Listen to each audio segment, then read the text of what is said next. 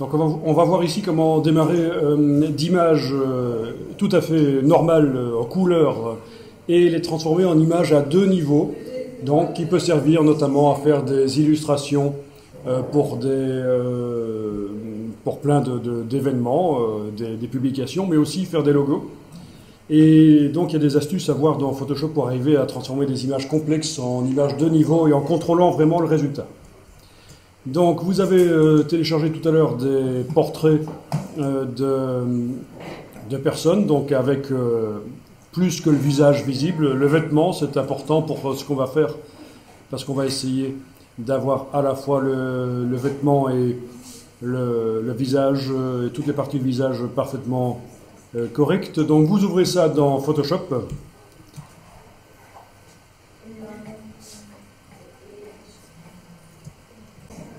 Donc dans Photoshop, touche F, et je vais passer en revue les images rapidement avec CTRL tabulation. Donc la touche F m'a permis de passer plein écran. CTRL tabulation, c'est pour passer les images en revue. Bien, donc parmi ces images, il y en a une d'Obama dans mon cas. Elle est pas mal, mais elle est quand même petite. C'est quand même pas génial comme qualité. Alors, je vais quand même vous montrer, pour ceux qui ne connaissent pas, comment je pourrais, cette image d'Obama, essayer de voir s'il n'y a pas sur le net une version en meilleure qualité. Donc, il y en a qui connaissent déjà parce que je leur ai déjà montré ou parce qu'ils le connaissaient d'ailleurs. Mais ici, je vais faire un petit rappel à ce propos. Comment trouver en meilleure qualité sur le net une image dont je dispose? Donc l'image d'Obama, c'est celle-ci, elle est au format JPG. Il faut que, pour faire une recherche sur le net au départ de cette image, il faut un format web, JPEG, GIF, PNG, SVG. Et je vais aller dans un navigateur web, dans Google, et plus particulièrement dans Google Images. Et alors je suis ici dans Firefox, et donc j'ai la possibilité de déposer une image ici dans le champ. Sinon, si j'étais dans Safari, ce serait une interface différente. Et il faudrait que je clique et que j'indique où se trouve l'image sur mon disque dur. Donc l'intérêt de Firefox, c'est ça aussi. Et alors je vais déplacer simplement l'image ici dans le champ de recherche. Et donc, qu'est-ce que Google me retourne? Il a analysé l'image et il a trouvé des images similaires, dont des détournements assez drôles d'ailleurs, sur le web. Donc, je vais ici demander d'afficher toutes les tailles. Voilà. Et je vois que cette image est disponible en une taille bien meilleure que celle dont je dispose ici dans Photoshop, qui actuellement est du 230 pixels sur 334. Elle est disponible en taille maximale 1240-1750. D'accord? Vous connaissiez ce système? Bon, c'est toujours bien de savoir qu'on peut faire une recherche par image sur le web. Et donc, si je veux, je vais pouvoir essayer de trouver un site web qui me permet rapidement, ça c'est un peu délicat, ce genre de choses, voilà, finalement, je vais peut-être arriver, voilà, la même image, c'est la même image, hein? Oui, la même image, mais avec une meilleure qualité, je vais l'enregistrer. Donc, dans mon dossier d'aujourd'hui, Obama, voilà. Bien.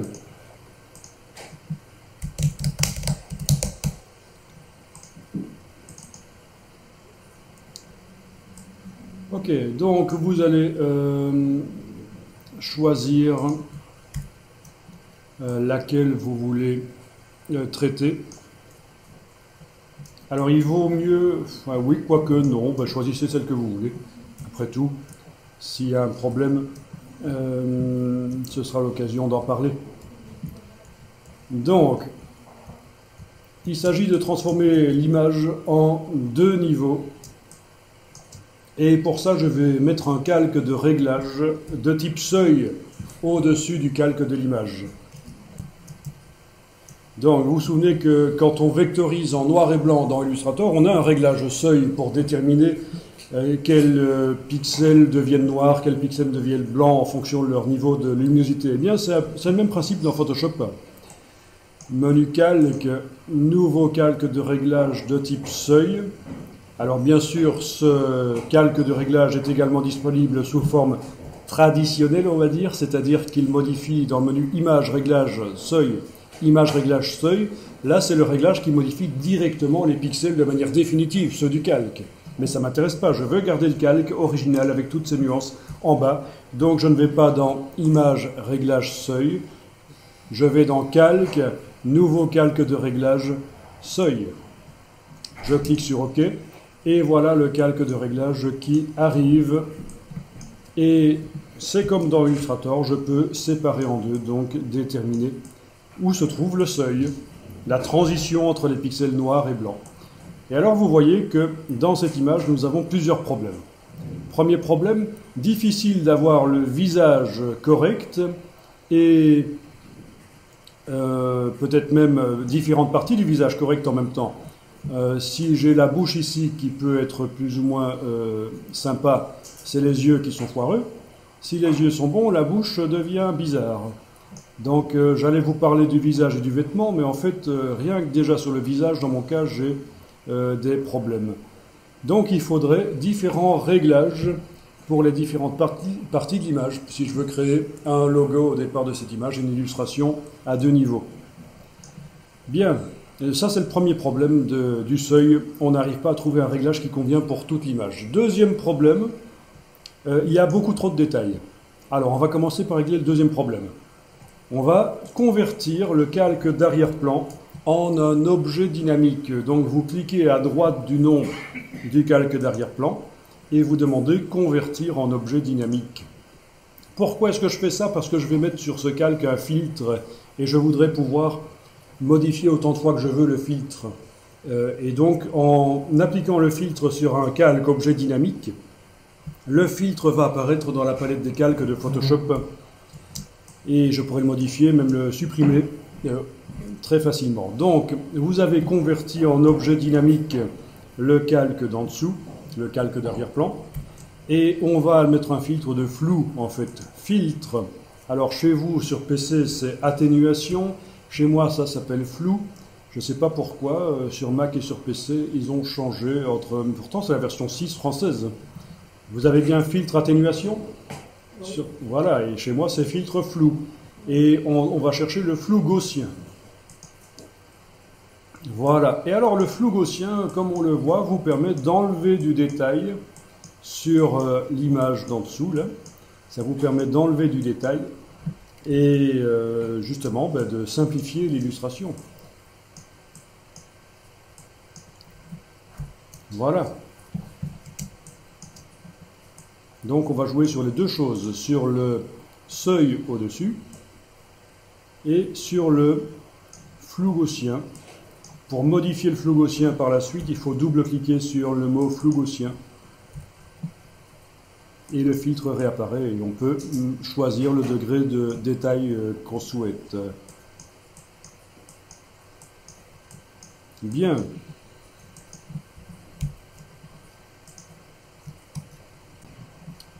Bien.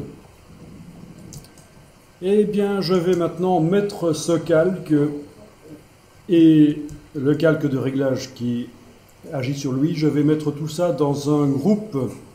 Alors, ce serait peut-être bien que je fasse ceci, enfoncer la touche Alt et cliquer entre l'objet dynamique et le calque de réglage pour que le calque de réglage soit attaché en quelque manière, en quelque sorte attaché à l'objet dynamique.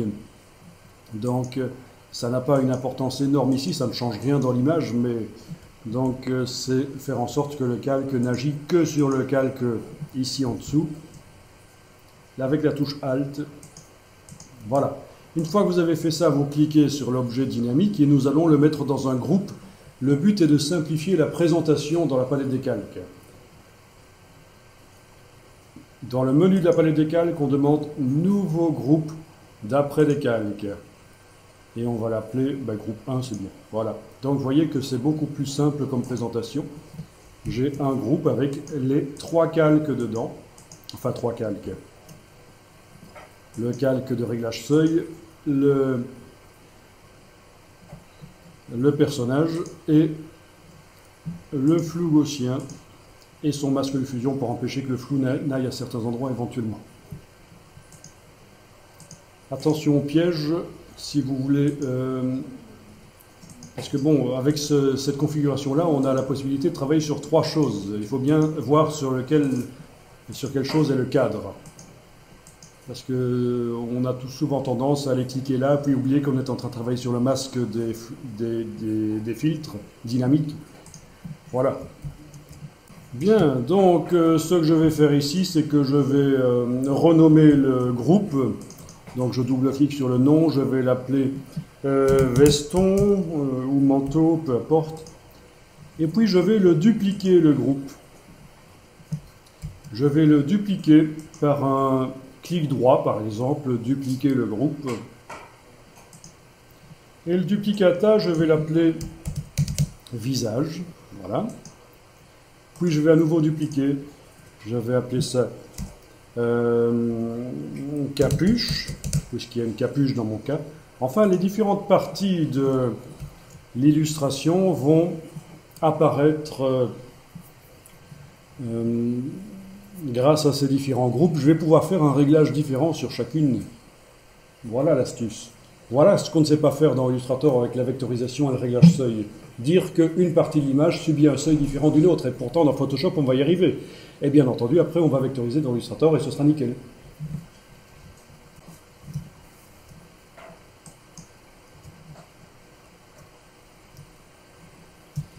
Donc, je vais ici enlever les yeux en face de 2 des groupes et travailler sur le 3e qui reste affiché.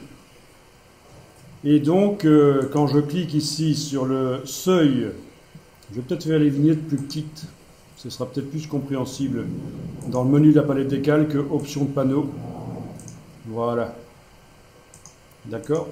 Je vais peut-être même aussi donner des couleurs au groupe, clic droit, et je peux donner des couleurs différentes. Comme ça, quand le groupe est déployé, je vois clairement à quel calque, à quel groupe appartient tel calque.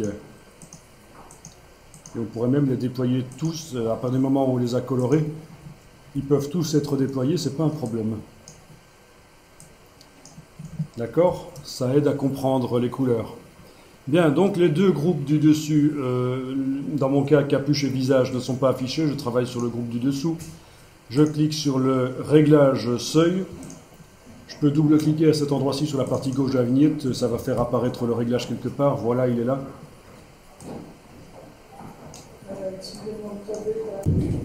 Donc, je suis en train de modifier le réglage seuil sur ce que j'ai appelé le veston. Voilà. Je modifie. Bien. Et je ne vais faire apparaître que le veston. Alors, si ça peut m'aider, je peux même enlever l'œil en face du réglage seuil, le temps de faire ça. Parce qu'en fait, je vais ajouter un masque de fusion sur le calque ici. Donc vous pouvez enlever l'œil en face du calque de réglage seuil, le temps de faire rapidement le tour du veston dans un masque de fusion qu'on va ajouter sur l'objet dynamique ici. Donc,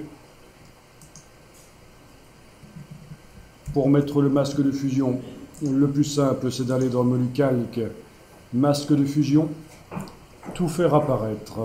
Menu calque, masque de fusion, tout faire apparaître. Voilà le masque de fusion qui vient de s'ajouter sur l'objet dynamique. Je suis en train de travailler sur le masque de fusion, c'est lui qui est encadré. Et il est rempli de blanc actuellement, donc il fait tout apparaître. Donc je vais pouvoir, avec un pinceau, aller dessiner en noir sur ce qui ne concerne pas le veston. Donc je fais disparaître de l'affichage, notamment le visage et la capuche. Voilà. Je m'ennuie pas trop pour les cheveux qui dépassent là. Voilà. Donc, résultat, quand je réactive le seuil ici, je ne vois que le veston, en fait. Hein. Et je peux aller modifier le seuil. Voilà. N'oubliez pas que vous avez également mis un flou gaussien. Vous pouvez double-cliquer sur le flou gaussien pour définir le degré de netteté. Pour le masque de fusion, on clique droit. Pour le masque de fusion, menu calque en haut de l'écran, masque de fusion, tout faire apparaître. Il y a des icônes en bas de la palette des calques, mais la plupart des gens ne savent pas les utiliser. Il y a des raccourcis. Et donc je préfère y aller par le menu calque en haut de l'écran, masque de fusion, tout faire apparaître. Voilà. Et je vais faire la même chose pour le reste. Je peux enlever l'œil en face du calque veston. J'affiche le calque visage. J'enlève l'œil en face du réglage de seuil temporairement. J'ajoute un masque de fusion sur l'objet dynamique ici. Menu calque, masque de fusion, tout faire apparaître. Et donc dans ce masque de fusion, je vais dessiner en noir sur ce qui ne concerne pas le visage. Si je déborde sur le visage, je dessinerai en blanc évidemment dans le masque de fusion.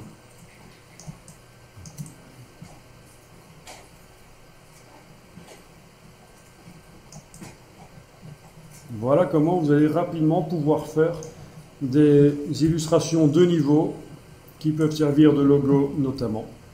Voilà, donc je réaffiche le calque de réglage seuil, je double-clique ou je clique simplement puisque la palette de propriétés était déjà là. Et voilà, je peux modifier. N'oubliez pas que vous avez également le flou gaussien spécifique à cette partie-là de l'image.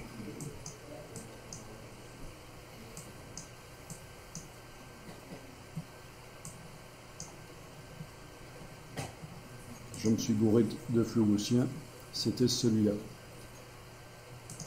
Voilà. J'étais allé chercher le flou gaussien sur l'autre calque. Erreur.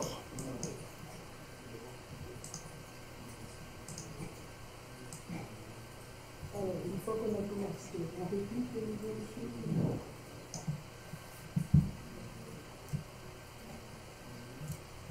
Donc une fois que vous avez géré le masquage dans le masque de fusion en dessinant en noir, vous réaffichez le seuil, vous le modifiez et vous modifiez le flou gaussien spécifiquement donc pour le visage.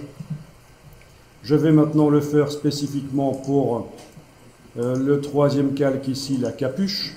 C'est toujours la même procédure. On pourrait d'ailleurs mettre au point un script pour que ça nous fasse ça. Et ce serait intéressant de mettre au point un script pour arriver à obtenir ça. Pour éviter de le refaire sur chaque photo où je vais avoir besoin de faire ça, je peux mettre au point un script. D'ailleurs, on va le faire. Soyons fous. Donc, je travaille sur le calque, l'objet dynamique. J'ajoute un masque de fusion, menu calque, masque de fusion, tout faire apparaître.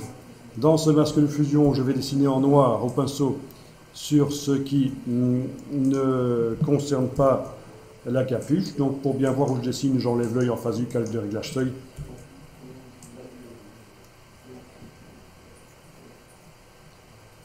Voilà.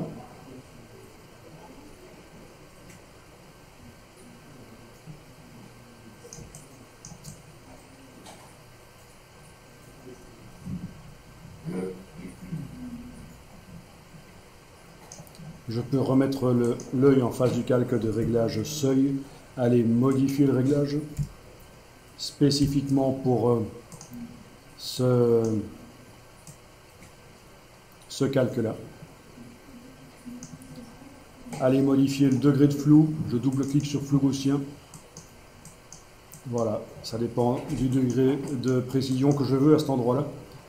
Et voilà, et quand je réaffiche tous les calques, j'aurai finalement une image qui peut être intéressante et qui pourra être vectorisée.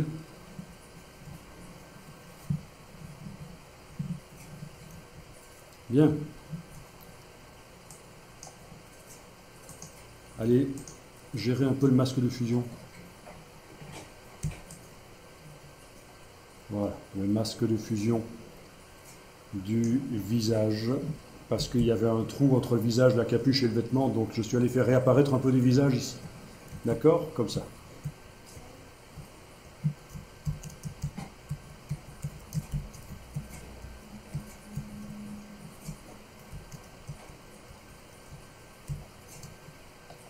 Bien.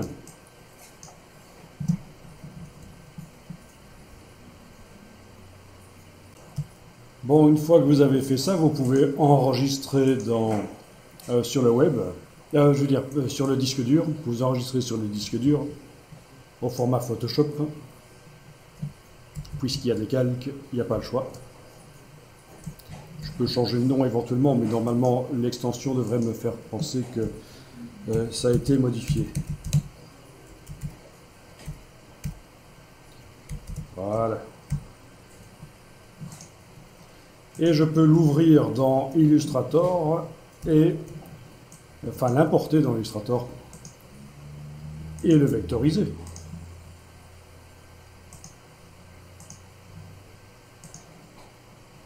Voilà. Palette de vectorisation. Aperçu. Voilà. Et ça vectorise. Alors c'est pas nickel, mais ça peut être changé. Vous avez également le réglage seuil ici, mais normalement il ne va pas servir beaucoup parce qu'on a quasiment que des pixels noirs et blancs.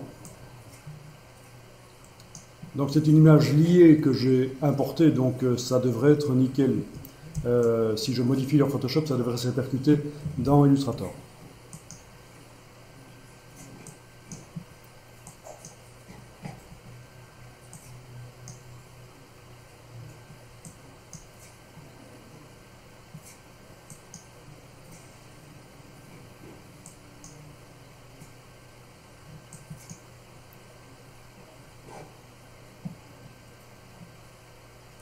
Bien, donc ça c'est la vectorisation dans Illustrator et en fait j'ai à peu près la même chose que ce que j'avais dans Photoshop, c'est-à-dire un visage trop blanc.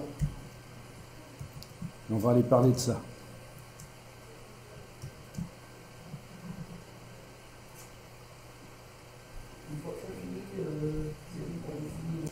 Voilà, ici je ne suis pas entré encore super dans le détail, nous n'avons pas été modifiés par exemple le masque du filtre flou gaussien, pour que le filtre flou gaussien ne s'applique pas à certains endroits du visage dans ce cas-ci.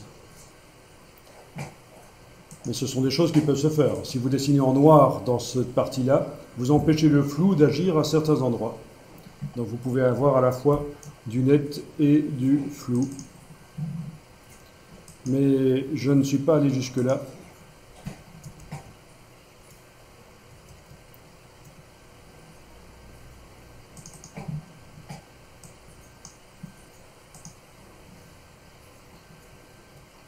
Alors, l'image que vous avez créée ici dans Photoshop, vous la gardez de côté. On va passer sur une autre, mais gardez celle-là. On va y revenir sur celle-là. Je vais d'abord, je vais d'abord vous montrer sur une image ici, toute simple. Donc, par exemple, voilà, je vais travailler sur celle-là, qui est certainement déjà ouverte d'ailleurs. Voilà. Alors. J'avais créé un réglage de seuil. Regardez, vous allez tester après. Donc je vous montre une autre technique ici, et je vais vous montrer après que cette autre technique peut servir à améliorer la première. D'accord? Donc autre technique pour obtenir le 2 niveaux. Je mets un calque de réglage de type seuil, menu calque, nouveau calque de réglage de type seuil. Ok, ok. Voilà. Bien, donc j'ai mon calque de réglage de type seuil. Difficile d'avoir tout valable en même temps. Alors, je pourrais convertir le calque d'arrière-plan en objet dynamique pour mettre un flou. Mais ce que je vais faire ici, c'est que entre le calque de réglage de type seuil et que je vais mettre d'ailleurs en valeur moyenne, 128. Voilà. Entre le calque de réglage de type seuil et le calque original, je vais mettre un calque de réglage, un nouveau calque, pas de réglage, excusez-moi, ça va être un calque tout à fait normal. Menu de la palette calque, nouveau calque, et je choisis un calque de type en mode incrustation. Donc regardez, et je vais cocher ceci, couleur neutre. Donc je veux que ce calque qui est en mode de dessin, donc les modes de dessin ici, en mode de dessin incrustation, je veux qu'il soit rempli d'origine de 50% de gris. Ok. Donc le voilà, c'est un calque, un nouveau calque en mode incrustation, rempli de 50% de gris. Alors ça sert à quoi? Je vais d'abord vous le montrer en enlevant l'œil en face du calque de réglage seuil. Je vais dessiner en gris clair et gris foncé dans ce calque et ça va modifier l'intensité lumineuse de ce qui se trouve en dessous. C'est quelque chose qu'on utilise pour faire des retouches photo au niveau de la lumière en fait. Voilà. Donc vous voyez, j'arrive à éclaircir. Si je dessine en gris clair, donc je suis en train d'amener du gris clair dans le calque qui est rempli de gris à 50%. Et ça éclaircit, parce qu'il est en mode incrustation. Ok? Si je dessine en gris foncé, ça va assombrir. Voilà. D'accord? Donc vous avez compris en fait l'intérêt de ça. Je vais en recréer un ici, nouveau calque, incrustation, couleur neutre, ok. Ben, c'est que ça va me permettre d'influencer le seuil. J'influence, en modifiant la luminosité de ce qui se trouve en dessous, ben, je vais pouvoir faire ressortir des détails ou pas. Par exemple là, je vais dessiner en gris clair dans ce calque ici. Voilà, ça éclaircit. Je vais surtout éclaircir à l'endroit des cheveux, voir si je peux éclaircir à l'endroit des cheveux. Il n'y a pas grand chose à faire ressortir comme détail visiblement. Si, il y en a quand même.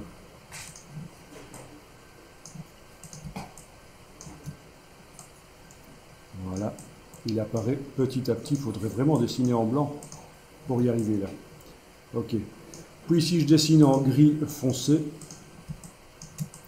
Voilà, ça modifie, donc ça assombrit, donc je peux aller donner des petites touches pour assombrir. Voilà, si c'est trop, ben, je dessine en gris clair pour rééclaircir, voilà. Donc je vais comme ça gérer ce qui se trouve en dessous, modifier, faire ressortir du détail. Donc c'est une chose qui peut se faire en fait, hein. J'assombris plus ou moins. Voilà, bon.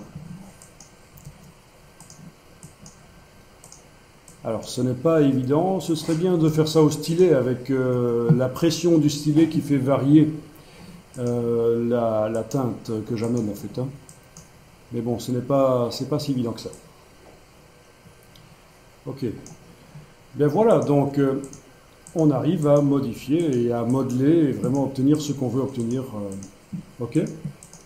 Donc si j'enlève l'œil en face du calque de réglage seuil, je vois que je viens d'éclaircir et d'assombrir différentes parties de la photo originale. Évidemment c'est moche comme ça, le but c'était que ça donne bien une fois que le réglage seuil est enclenché. Ok, puis réglage seuil, je peux encore aller un peu éventuellement modifier, voir ce que ça donne si j'éclaircis ou assombris. Ok, ben écoutez, essayez ça sur une photo.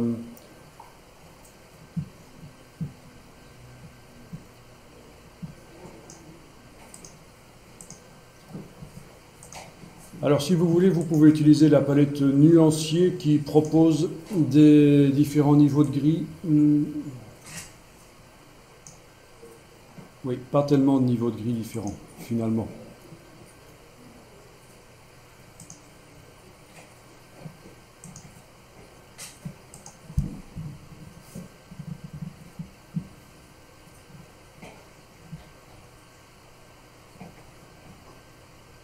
Il faudrait que je fasse dans le nuancier différents niveaux de gris.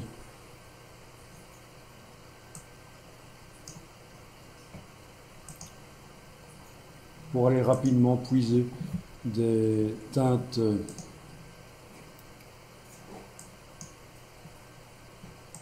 des gris foncés ou des gris clairs. Mais il y a des gris foncés, il y a des gris clairs.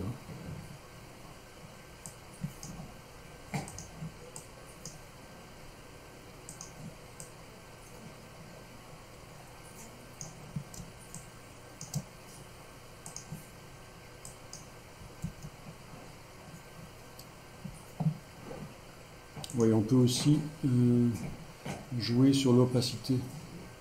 Ça va être un peu compliqué.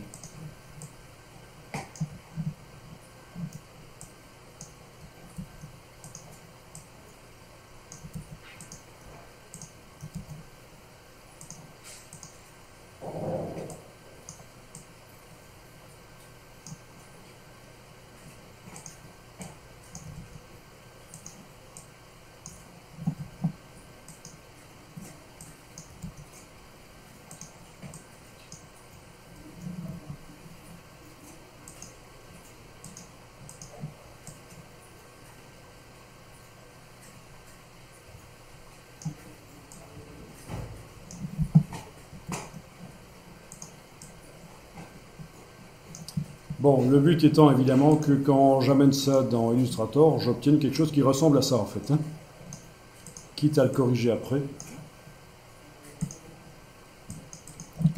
Donc quand je vectorise, je vais pouvoir obtenir quelque chose qui ressemble à ça. Nouveau document Illustrator, importer. Voilà.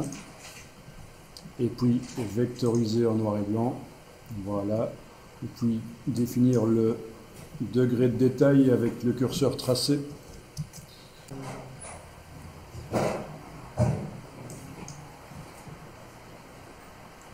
Après le seuil, on va créer une... Ah oui, au fait, rien n'interdit aussi dans Photoshop de dessiner en noir et en blanc. Par exemple ici, au-dessus du calque seuil, je peux dessiner dans un calque vide que je crée, tout à fait normal le calque cette fois-ci. Je peux dessiner au pinceau en noir ou en blanc, voire même en gris, mais ce sera surtout noir et blanc, pour aller modeler en fait. Hein. Je vais prendre un pinceau à bornette, voilà, et je peux aller modeler les choses comme ça, si je veux.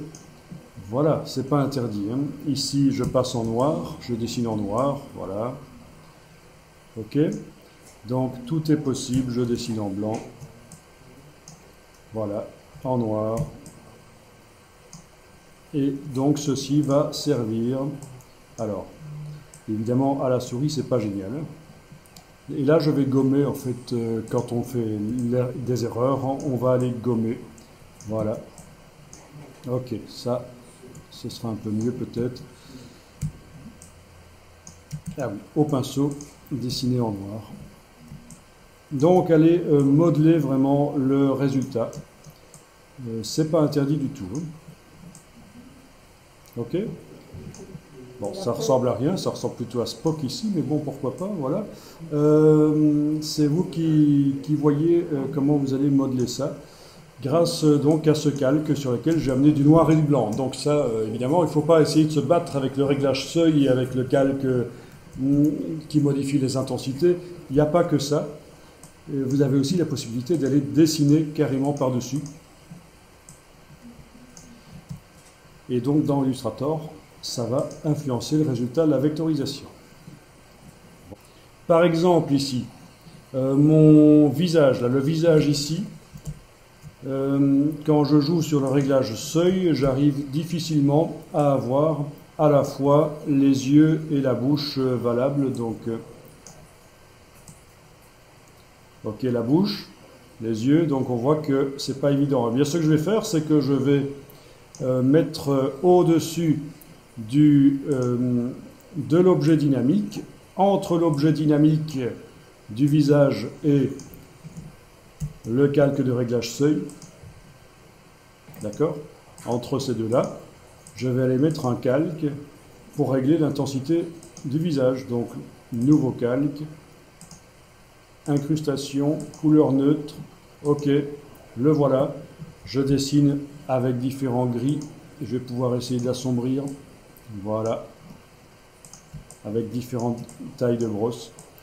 Et finalement, on va peut-être arriver à quelque chose de bien en jouant à la fois là-dessus et sur le seuil.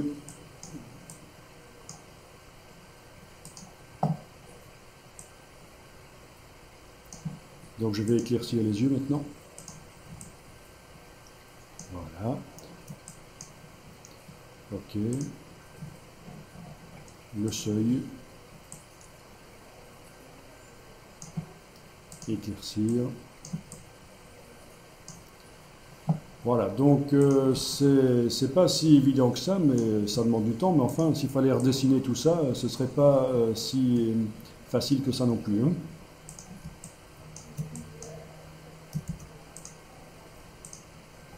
Voilà, bon, finalement, j'arrive à peu près à quelque chose de valable. Et quand j'enregistre,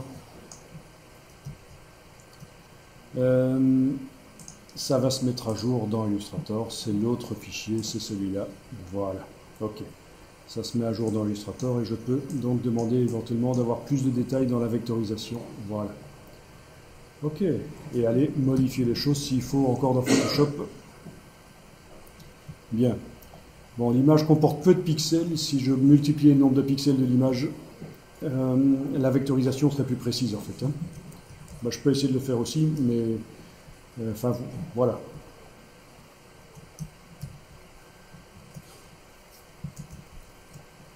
Image, taille de l'image.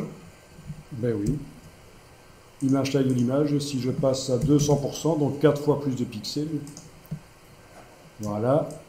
Il y a 4 fois plus de pixels. Il est probable que la vectorisation de Illustrator va fonctionner peut-être un peu mieux. J'ai pas enregistré l'image, donc je l'enregistre. Fichier enregistré. Voilà.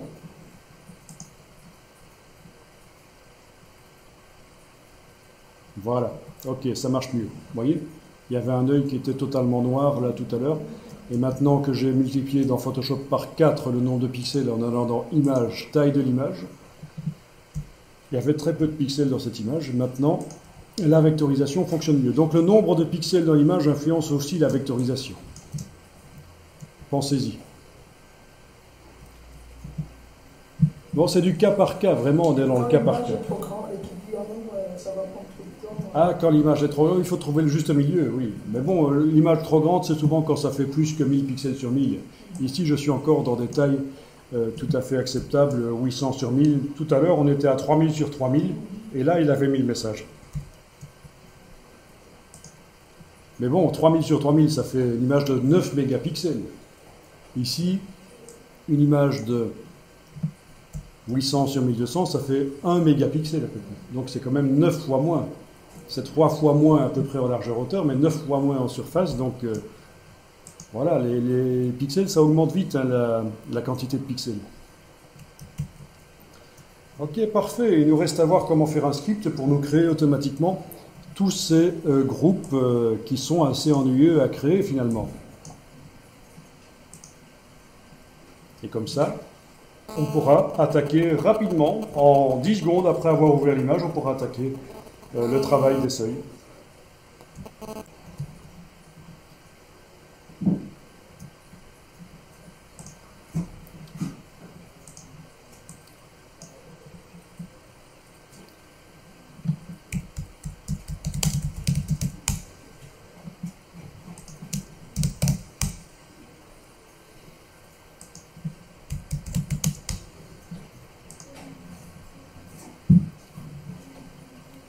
Donc ça peut vous permettre, avec certaines images, de faire extrêmement rapidement des logos.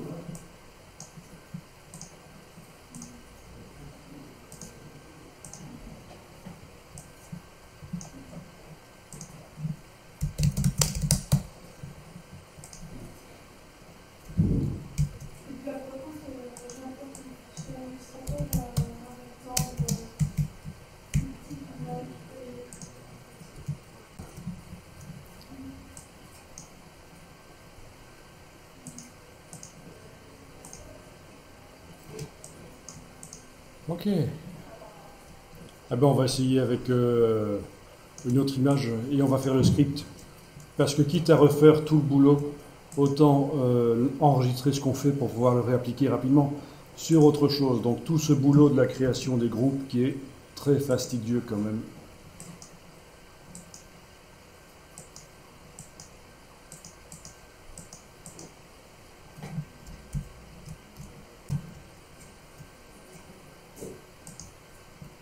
Donc on va faire tout le travail maintenant en enregistrant. On va refaire tout le travail en enregistrant ce qu'on fait pour pouvoir le réappliquer sur n'importe quelle image par la suite. En 10 secondes, c'est Photoshop qui va bosser. C'est ce qu'on appelle les scripts. Donc vous faites apparaître la palette des scripts, menu fenêtre script. Chez moi, c'est sous le nom anglais Actions. Ne me demandez pas pourquoi, je me demande encore pourquoi. Il n'apparaît plus sous le nom Script, même dans la version française de Photoshop. Mais bon, voilà. Dans la palette des scripts, vous allez créer un nouveau dossier en cliquant sur le nom du dossier ici. Et vous allez l'appeler multi-seuil, par exemple. Voilà. Donc, fenêtre palette de script, hein, c'est ça. Donc là, j'ai un dossier vide et dans ce dossier vide, je vais créer un premier script. Donc je clique sur le bloc de feuilles. Voilà. Et je vais l'appeler 3 groupes de seuil, par exemple. 3 groupes de seuil. Et donc, dès que je vais cliquer sur enregistrer, ça commence à enregistrer et ça va faire tout ce que je fais. Ça va enregistrer tout ce que je fais. Donc, je clique sur le stop. Voilà, le bouton carré. Donc, le nom de mon script est en surbrillance dans mon dossier multiseuil. Mais je viens d'appuyer sur le bouton stop, donc ça n'enregistre plus ce que je suis en train de faire. Et alors, je vais aller sur une nouvelle image. Voilà, une toute nouvelle image. Bien.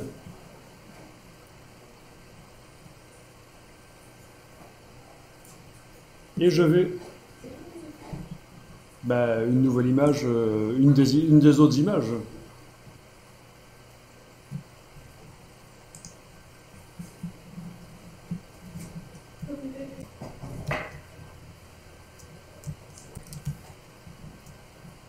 Et donc, je suis sur mon autre image ici. Je vais commencer l'enregistrement. Donc, l'enregistrement va consister en quoi?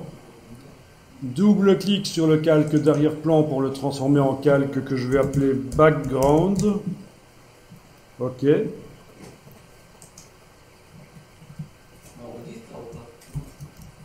Donc si je regarde dans ma palette des scripts, je vois qu'une première action a été enregistrée qui consiste à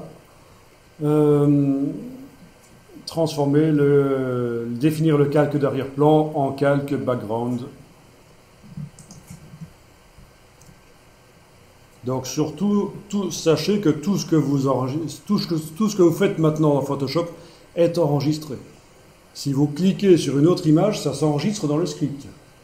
D'accord? Donc ça, il faut le savoir. Si vous voulez faire quelque chose qui n'a rien à voir avec ce qu'on veut enregistrer, vous arrêtez l'enregistrement, vous faites la chose à faire, et puis quand vous reviendrez, vous serez prêt à continuer, vous allez cliquer sur le bouton, on est d'accord?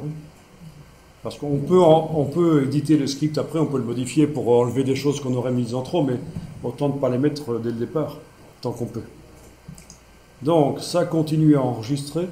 Je vais faire un clic droit, convertir en objet dynamique. Donc ça aussi s'enregistre dans le script. Je vais ajouter un filtre de flou gaussien.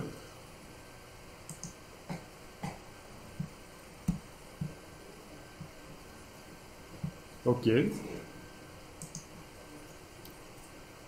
J'ai pris la valeur par défaut. Bien. Je pourrais même... oui, j'aurais pu la mettre à 0, mais c'est pas grave.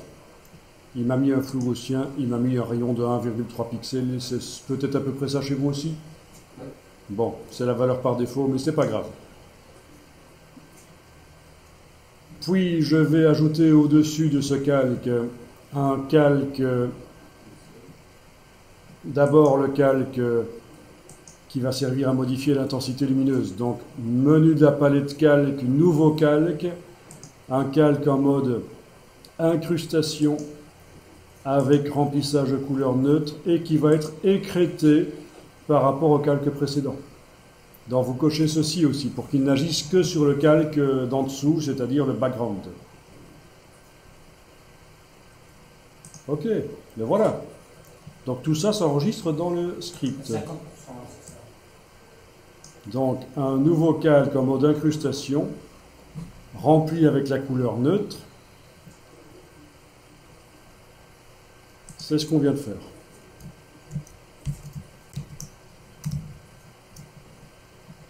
Puis je vais créer un calque de réglage, menu calque, nouveau calque de réglage de type seuil, également écrété par rapport au calque précédent. Voilà.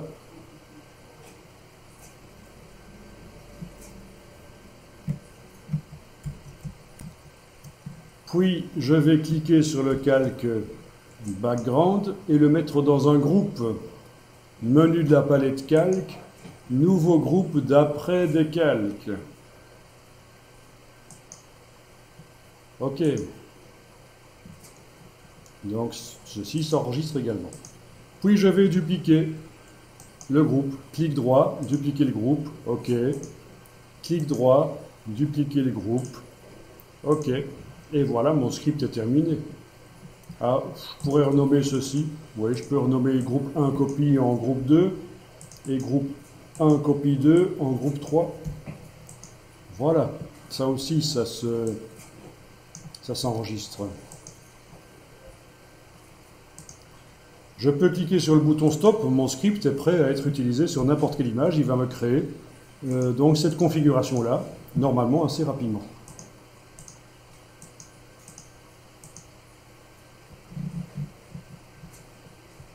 Eh bien, vous avez cliqué sur le bouton stop. Nous allons tester ça sur une image qui n'a encore rien. Donc voilà, par exemple, celle-ci. Elle n'a qu'un calque d'arrière-plan dans la palette des calques. Bon.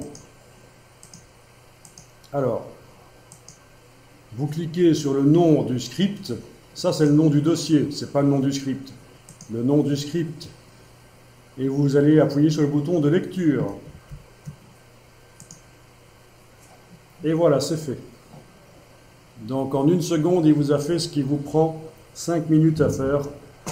Donc ça c'est pratique, il faut penser à ça au script. Il faut penser que vous pouvez vous aider. Ah, on avait oublié quelque chose, on avait oublié de mettre des couleurs sur les groupes. Mais c'est pas grave, on peut encore modifier le script après. Parce que c'est vrai que quand c'est ouvert, on voit pas trop. Hein. Il manque les couleurs. Est-ce que ça a fonctionné chez vous le script? Vous avez réussi à le jouer? Oui, méfiez-vous du piège. Hein. Je vous ai bien dit, cliquez sur le nom du script, pas le nom du dossier. C'est ça qu'on essaie de lire. On ne lit pas un dossier, on lit un script. Ok, donc je peux essayer de modifier le script. Je vais l'ouvrir. Je vais me mettre à la dernière ligne ici et je vais continuer l'enregistrement. Qu'est-ce que je dois faire? Je dois faire clic droit sur le groupe 3, lui donner une couleur. Clic droit sur le groupe 2, lui donner une autre couleur. Clic droit sur le groupe 1, lui donner une autre couleur. Voilà. Et j'arrête l'enregistrement du script. Donc, normalement, maintenant, si je joue ce script sur une autre image qui n'a encore rien du tout, comme celle-ci, voilà, je clique sur le nom du script, je le joue, il va me faire la même chose, mais cette fois-ci, il y aura les couleurs sur les groupes. Voilà, c'est fait. Nickel. Et je pourrais même lui demander d'ouvrir les groupes après avoir fait ça. Ben oui, je vais encore modifier le script. Je clique sur la dernière ligne. Ah oui, il faut que je ferme les groupes. C'est logique, hein. Si je veux lui faire enregistrer l'action d'ouvrir les groupes, il faut qu'il soit fermé au moment où j'enregistre le script. Tout ça est très logique. Voilà, il va m'ouvrir les groupes ici.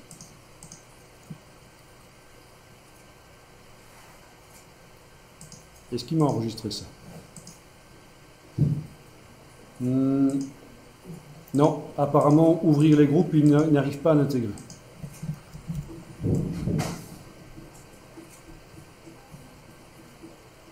Je vais réessayer.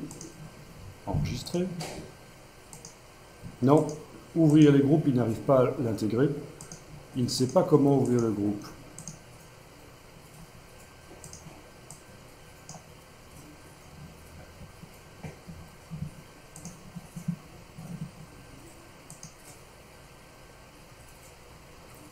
Et il n'y a pas d'option déployer le groupe.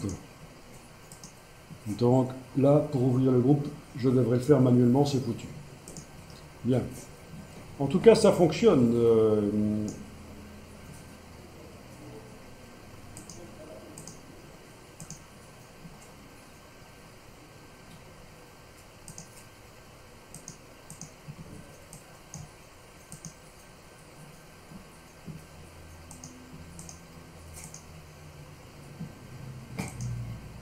Ce que je pourrais lui demander dans le script, c'est une fois qu'il a fait ça, d'enlever l'œil en face des deux du dessus.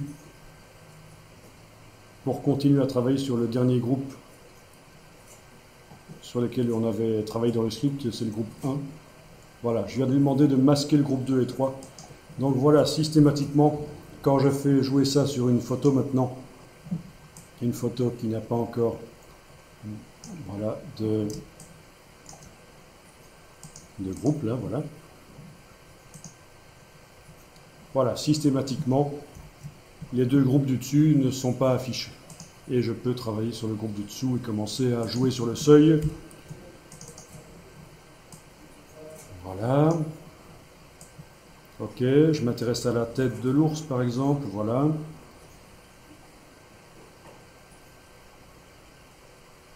C'est pas évident celle-là. Je peux commencer à dessiner sur le calque gris au pinceau en gris clair ou gris foncé pour éclaircir ou assombrir. Voilà. Je peux... Ah, mais on avait oublié d'ajouter un masque de fusion aussi. Misère. Vous m'avez pas dit ça. Il y a quelque chose qu'on a oublié dans le script, c'est d'ajouter un masque de fusion sur les objets dynamiques. Là, je suis obligé de l'ajouter manuellement, c'est pas génial ça. Donc je vais aller modifier encore le script à la fin, là, juste avant de masquer les groupes. Donc ça veut dire que pour l'instant, ils doivent être affichés, mes groupes. Parce que je vais aller modifier le script juste avant le masquage du groupe 2 et 3. Juste avant d'enlever l'œil en face du groupe 2 et 3. Donc je dois avoir les yeux qui sont mis. Logique. Hein. J'enregistre. Et je vais ouvrir les groupes et cliquer sur chaque objet dynamique et demander calque, masque de fusion, tout faire apparaître. Calque, masque de fusion, tout faire apparaître. Calque, masque de fusion, tout faire apparaître. Voilà, je peux enlever l'œil, je veux dire appuyer sur le bouton stop dans la palette des scripts. Donc voilà, c'est un script quand même relativement complexe, relativement. Des scripts, vous allez en trouver sur le net à télécharger, et ce seront des scripts qui seront beaucoup plus complexes que celui qu'on a ici. Alors essayons sur Obama. Je joue le script. Voilà, il l'a fait. Ah tiens, super. Il y a un problème.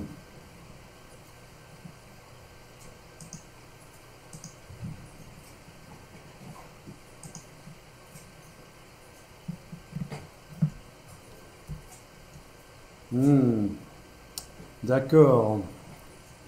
J'ai mes... J'aurais dû renommer aussi. Renommer. Là, c'est un peu compliqué. Vous savez quoi? Je vais modifier le script pour qu'il fonctionne. Et je vous l'envoie et vous allez pouvoir le charger dans votre Photoshop. On va faire ça.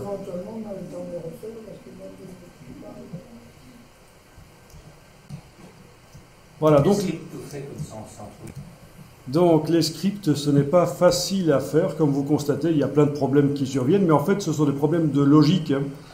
Ici, c'est parce que dans mes groupes, dans chacun de mes groupes, le calque s'appelle background, il porte le même nom dans chaque groupe, et donc c'est un problème. Il faudrait que j'arrive à renommer les calques, les objets dynamiques. Bon, de toute façon, ça n'est pas un drame si je dois ajouter manuellement un masque de fusion sur le calque background en fait. Ça se fait facilement avec l'icône ici en bas pour ajouter un masque de fusion qui fait tout apparaître. Donc je ne vais même pas essayer d'améliorer le script vraiment. Bien, ce que je vais faire ici, c'est que je vais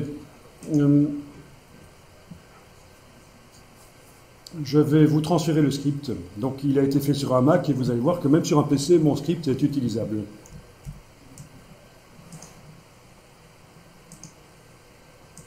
Ok.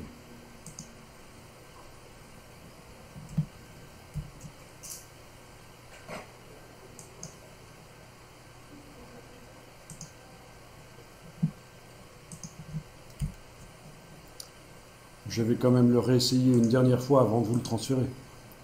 Je vais revenir à la version précédente de l'image. Voilà. Je l'essaye. Ok, parfait. La seule chose, c'est qu'il faudra, si on veut masquer, il faudra cliquer sur l'objet dynamique et cliquer sur le masque ici pour ajouter un masque manuellement. C'est un peu trop compliqué d'arriver à l'ajouter via le script parce que c'est un objet dynamique. Il aurait fallu que je procède différemment. C'est techniquement possible, mais voilà, les objets dynamiques, c'est particulier.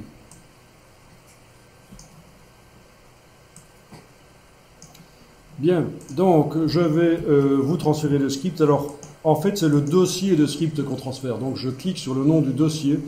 Je fais menu de la palette script, enregistrer les scripts. Voilà, je vais l'enregistrer dans le dossier d'aujourd'hui. Multiseuil, ça c'est le nom que j'avais donné au dossier dans la palette des scripts. .atn, ça c'est l'extension des scripts. Voilà. Ensuite, je vais ici aller sur le gestionnaire de fichiers, sur l'explorateur, compresser ça en zip. Donc ça, c'est le fichier, c'est le script que je viens de compresser en zip pour pouvoir facilement vous le mettre sur un espace web. Vous allez pouvoir aller chercher via un navigateur web, en fait.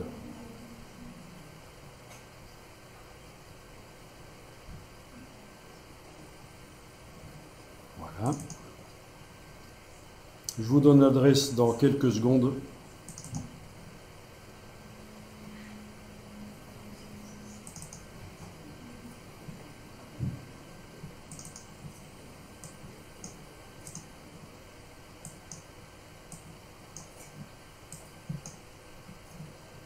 Bien.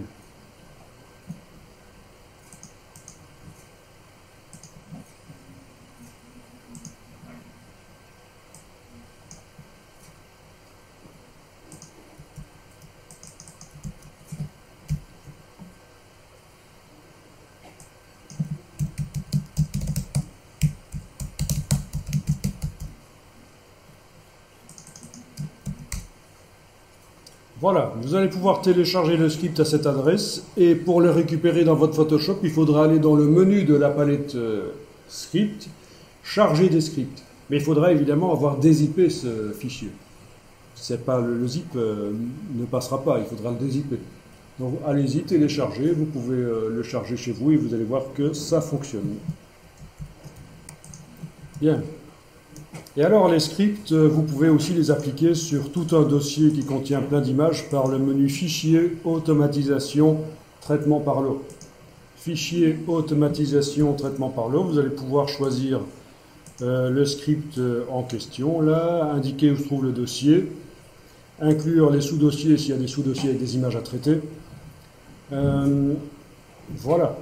Et indiquer que vous voulez l'enregistrer dans un autre dossier. Il fera une copie des images modifiées dans ce cas-là. C'est ce qu'il y a de plus sûr. Plutôt que d'essayer d'enregistrer dans le même dossier, de mettre à jour les images, autant envoyer les images modifiées dans un autre dossier. Voilà. Ne cochez pas ceci si vous n'avez pas dans votre script des ouvertures d'images ou enregistrement d'images. Sinon, ça ne marchera pas. Il ne faut pas cocher priorité sur les instructions d'action ouvrir si vous n'avez pas d'action d'ouverture d'image enregistrée dans votre script. Et c'est le cas, on n'a pas appelé une image quand vous avez le script. Et quand on a fait ce script-là, on aurait pu mettre directement... On aurait pu mettre une fonction d'enregistrement dans le script, mais à quoi ça aurait servi? Puisque le traitement par l'eau le fait enregistrer. C'est ce qu'on fait quand on veut nommer d'une certaine manière, mais bon... Non, franchement, ça n'a pas d'intérêt. Ou quand on veut changer le format à l'enregistrement. Mais donc, dans ce cas-ci, ça n'a pas d'intérêt. Mais si, oui, si je voulais l'enregistrer dans un format autre que Photoshop, en TIFF par exemple, TIFF avec calque Photoshop inclus, là j'aurais pu enregistrer. Et mes images JPEG que j'ouvre se retrouvent finalement en format TIFF. Voilà. Hmm, oui, parce que c'est vrai que c'est pas sûr qu'ici il va pouvoir les enregistrer. Faudrait tester parce que, en effet, j'ouvre des images JPEG et je les enregistre. Au final, elles doivent être en PSD. C'est vrai qu'il faudrait peut-être inclure dans le script l'enregistrement en format PSD. Pas sûr que Photoshop va arriver à enregistrer finalement. Quand on a des IP, qu'est-ce qu'on fait en fait? Bon, je vous ai fourni des vidéos qui expliquent pendant 2 heures comment fonctionnent les scripts. C'est quelque chose de relativement complexe. Relativement, il faut avoir de la logique et de la patience. La logique, la patience, quand ça fonctionne pas zen, on cherche pourquoi. Voilà. Voilà, ça c'est pas bon aussi. Il faut consigner les erreurs dans un fichier, sinon à la moindre erreur, à la moindre erreur, il va arrêter de fonctionner le script, le traitement par l'eau. Donc voilà, ce sont des choses à savoir. Je voulais simplement vous signaler ici qu'on peut aussi appliquer le script à un dossier qui contient plein d'images, comme ça, elles sont prêtes à l'avance. Et quand il fait un dossier erreur, Non, les dossiers erreurs en général, c'est quand les dossiers qui consignent les erreurs, en général, les erreurs, c'est quand Photoshop va essayer d'ouvrir des icônes de l'explorateur fichier et de les traiter. On ne les voit pas dans les dossiers, mais elles y sont. Ce sont des fichiers invisibles et Photoshop les voit. Donc, ça va juste vous indiquer quelles sont les images qui ont foiré et pourquoi. il n'entame pas. Voilà, bon. Ok, donc vous avez pu charger le script et le tester, ça fonctionne? Bien.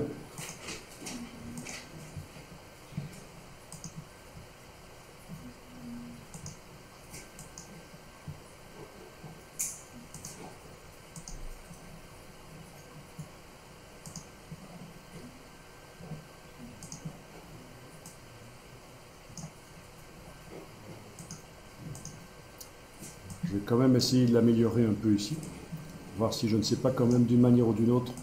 Il y a des possibilités, je suis sûr, mais de mettre le masque de fusion sur l'objet dynamique.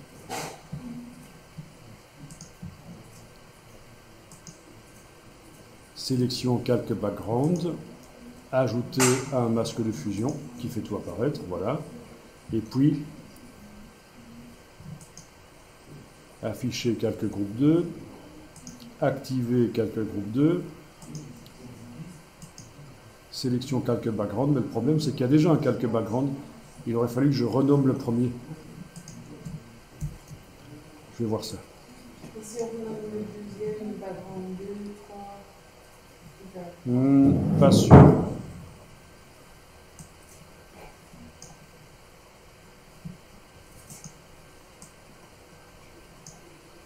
Ok, donc il a créé le masque de fusion.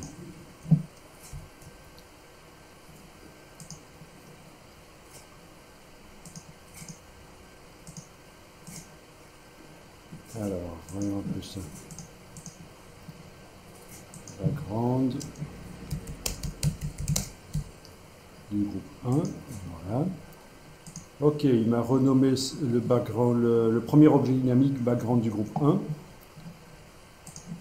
Il faut vraiment réfléchir à tout quand on fait des scripts.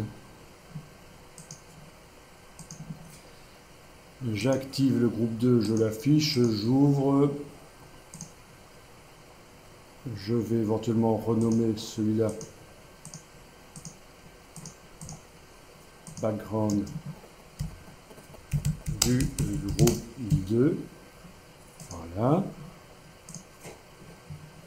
Lui mettre un masque de fusion qui fait tout apparaître. Voilà.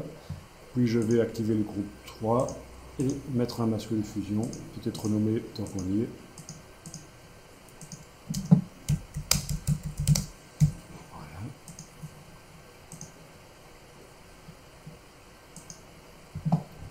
Ok. Bien. Eh ben, je vais essayer sur n'importe quelle image que je vais aller rapidement chercher là.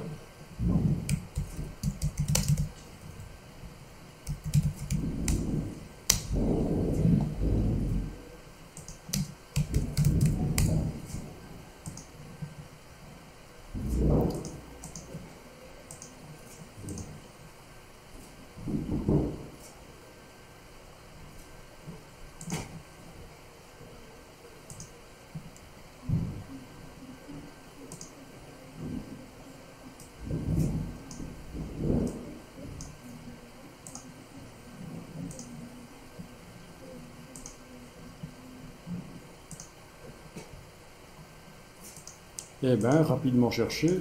Si je prends des images qui sont trop chouettes, c'est pas toujours évident de les avoir finalement.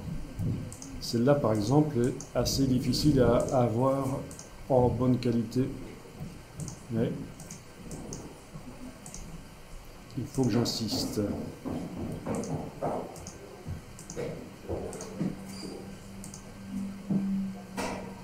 Bon, finalement, on est arrivé à la voir. Donc j'ai utilisé l'astuce que je vous ai donnée tout à l'heure. Revenir en arrière et cliquer sur recherche par image.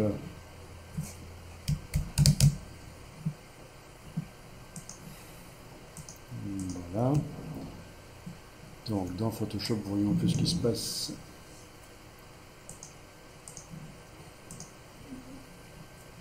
Ok. Essayons ça. Je ne garantis pas que ça va fonctionner, on va voir. Eh bien si, ça marche. Là ça marche, il m'a fait mes masques de fusion comme il faut. Parce que j'ai renommé les objets dynamiques au fur et à mesure. Donc il a bien voulu. Quand je lui ai dit, quand à un certain moment il devait sélectionner le calque background, il savait lequel des trois il fallait qu'il sélectionne parce qu'ils ont trois noms différents. Le premier script, ça ne marchait pas parce que j'avais pas renommé les objets dynamiques. Donc je vais vous enregistrer à nouveau ce dossier. Et vous allez pouvoir le récupérer à nouveau. Je vais peut-être l'enregistrer sous un nom un peu différent ici. Je vais rajouter un petit 2, comme ça vous connaîtrez, vous allez faire la différence. Voilà. Donc le fichier de script multiseuil de ATN, je le compresse. Voilà. Et je vais le mettre sur l'espace web pour que vous puissiez le télécharger.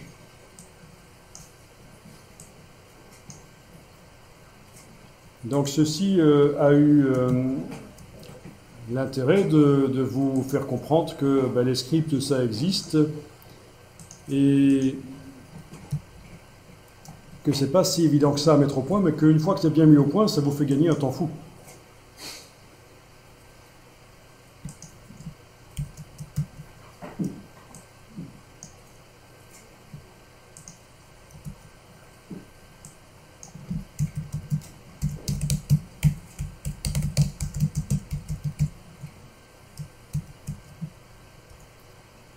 Donc voilà l'adresse où vous allez trouver le nouveau script, le nouveau dossier de script qui ne contient qu'un script, mais enfin, il n'y a pas le choix. Si je veux l'exporter, c'est le dossier que je dois exporter, pas le script. Et voilà donc ça va avoir. J'ai simplement rajouté un -2 après le mot seuil.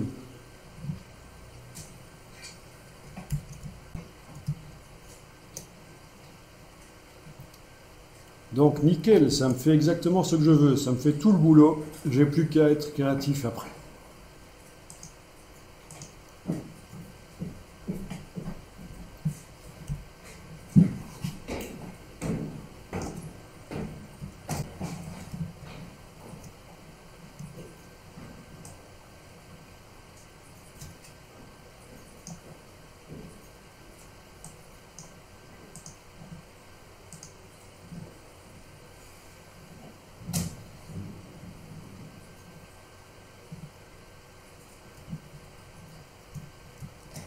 Alors, de retour dans Illustrator, vous pouvez voir que dans Illustrator, vous avez dans le menu fenêtre une palette qui s'appelle script d'action.